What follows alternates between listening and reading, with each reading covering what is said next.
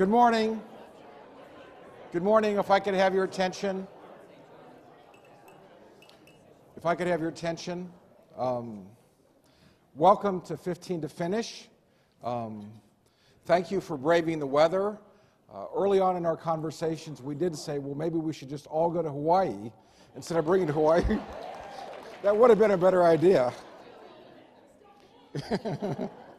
But thank you for being here. I think you'll have a great day. We were so impressed with what Hawaii's done that we wanted to share that with every one of our alliance states. So we're thrilled that Hawaii has agreed to do that. Some of you are new to one of the Complete College America events. So just a word, we're a national not-for-profit.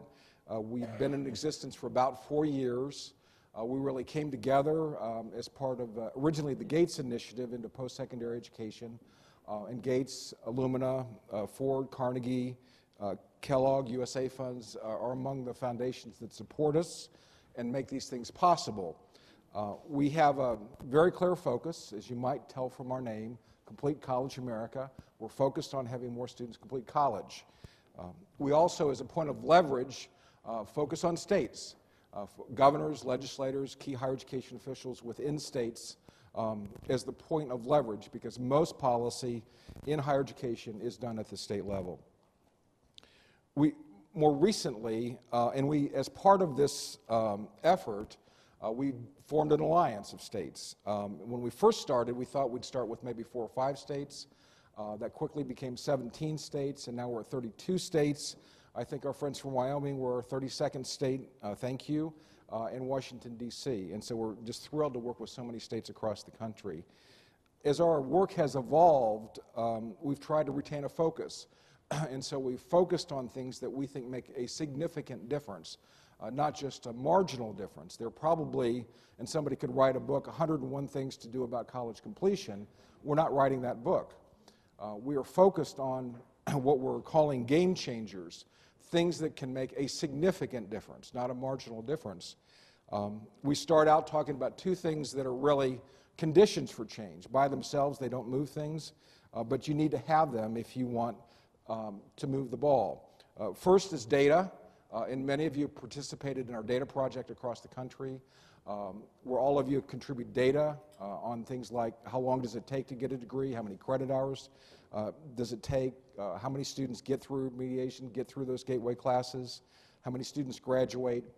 Extremely important to measure data, to benchmark data, and so that's really kind of the key beginning point.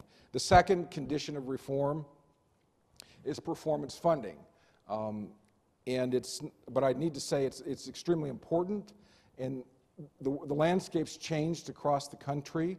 When we started 4 years ago, there were maybe only 3 states in the country. Ohio had just started, Indiana had been working on it, part of Washington, part of Pennsylvania, and that was about it across the country. And today, 15 states have adopted performance funding, and there's another 10 that are serious consideration. So that landscape's changed dramatically. And as much as I believe in it, I'm quick to say that's not the silver bullet. That's one of the strategies that you need to set the conditions for change. So the 4 conditions, the 4 game changers, where there's evidence in the field that there are significant results. Number 1 is remediation, because you've got to break through that before you can get to the graduation day. Number 2 that we've been working on, we're planning a one-day forum later in the year on what we call guided pathways to success. And essentially, they're default strategies, semester by semester, design of programs all the way through graduation. They're showing dramatic success. The third are highly structured programs like the Tennessee Tech Centers, like the ASAP program in New York City that are block scheduled, cohort-based, and showing extraordinary returns in terms of graduation rate. And the fourth is why we're here today, is 15 to Finish. Extremely important. There have been studies done across the country and say what correlates with graduation, and probably the highest correlation is credit accumulation. It's interesting, all of us have tracked retention for years. Do students come back? This credit accumulation ranks so much higher than retention. Retention means you came back. It doesn't mean you made progress. Credit accumulation means you made progress.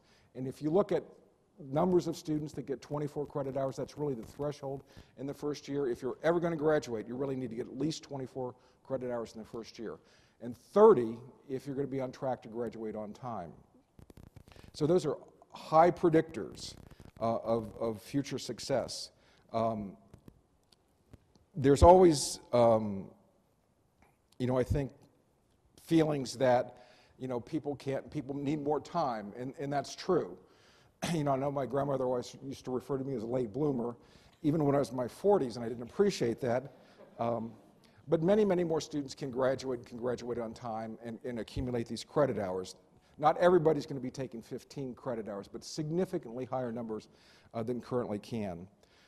A couple points of fact, there are significant numbers of students that start their careers taking a full-time load, but then they drop credit hours as they go. And so, for example, I was really surprised, but in New York City, their huge community college system called CUNY, 85% of their new starts start full-time.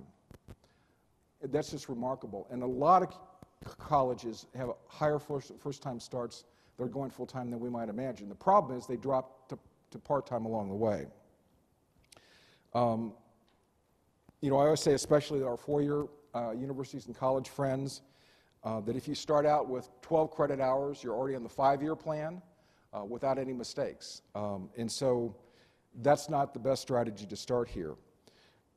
Most of the day is going to be talking about what Hawaii's done, and really kind of the significant part of this was changing the culture about how we think about what full-time is and whether students can do this and do this successfully. And that's really probably the most important part. There are underlying policy strategies that states ought to consider as well. They're a little bit more complex, but also I think you ought to be thinking about, and we can talk about that in some of the breakout sessions. Linda and I are going to do one on policy. But a couple data points to think about policy. Number one, there was a report out about a month ago, and these were for students who always go part-time. Start part-time, always go part-time. Only 8% of those students, after 6 years at a community college, ever got a degree or certificate of any kind. It's not because they don't mean to get a degree. It's when you're only taking courses 3 credits at a time and you got a 60-hour program, you're into 20 semesters right there. The time gets stretched out so long. That's why we want to pay so much time to degree. That's why it's so important for more students to go full-time, and of those students to take 15 credit hours. Nate Johnson, who's one of the national researchers, prepared for us in your packet more data from a national perspective called the Power 15 Credit Hour. So I would call this to your attention. You should take this back to your states, and we'll be happy to provide you PDFs on this as well. But from a policy perspective, I think there are 4 things to pay attention to. Number one is block tuition or banded tuition, where students who pay 12 credit hours, there's a band between 12 and 18 credit hours that essentially it's the same price. So there's not a disincentive to take 15 or 16 credit hours. Many universities do that, but not all.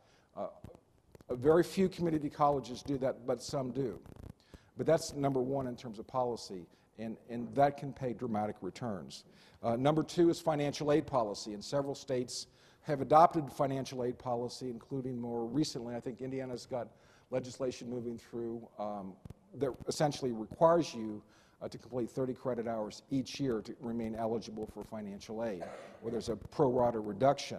And several states have done that. And basically the thinking is most financial aid is only available for 4 years, state financial aid, or 8 semesters. And so if you're not on track, you're not going to get there anyway. You're going to run out of money before you graduate. The third is this concept of going full-time. And we kind of think you either go full-time or part-time, that's already been defined. But there are a couple strategies that have worked well in the country to get more students to go full-time. Connecticut, for example, I really like this policy. They have a statewide community college system. They offered their part-time students that applied for financial aid the equivalent of what it would be, what financial aid they would get if they went full-time. And many part-time students said, well, if I could actually get that, I would go full-time. And they've essentially doubled the percentage of students that go full-time statewide at the community colleges in Connecticut through that policy. Many students, 70% of students work, but many of them work to go to school, 70%. So they're working at McDonald's, they're working as a sales clerk, making minimum wage, and if they could get a little bit more financial aid, they could say, well, I actually could go full-time if I could get a little bit more financial aid. So that's an important strategy. Another strategy, and where this is happening, it's playing out, essentially is schedule your classes in blocks. Most community colleges have commuter campuses. A lot of the four-year colleges are commuter campuses. And we don't say, if you go to Macy's to buy something, they say, well, you can only buy this today.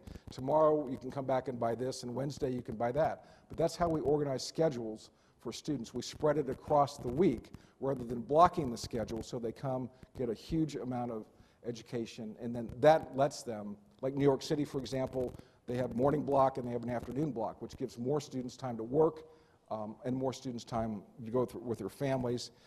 And students will tell you that allows them to take more credit hours and take more credit hours effectively. So those are the four kind of big policy issues: is blocked or banded tuition, financial aid policy from the state level, strategies to get more students to go full-time by using incentives like financial aid, and then blocking classes as a way for more students to get 15 credit hours. But as I said, the bigger part of this, as a country, we've kind of accepted that 12 credit hours is full-time. Part of that is federal and state financial aid policy. The Pell Grant does not provide an incentive for students to take 15 credit hours rather than 12. And so that's kind of de facto, we think it's okay. But the evidence doesn't support that in terms of completion graduation. The evidence overwhelmingly supports more students taking more credit hours, more students accumulating more credit hours, and more students taking 15 credit hours. And so that's what we're going to do today, and we're so impressed with what Hawaii's done. So before we get to Hawaii, Cheryl's got a few words.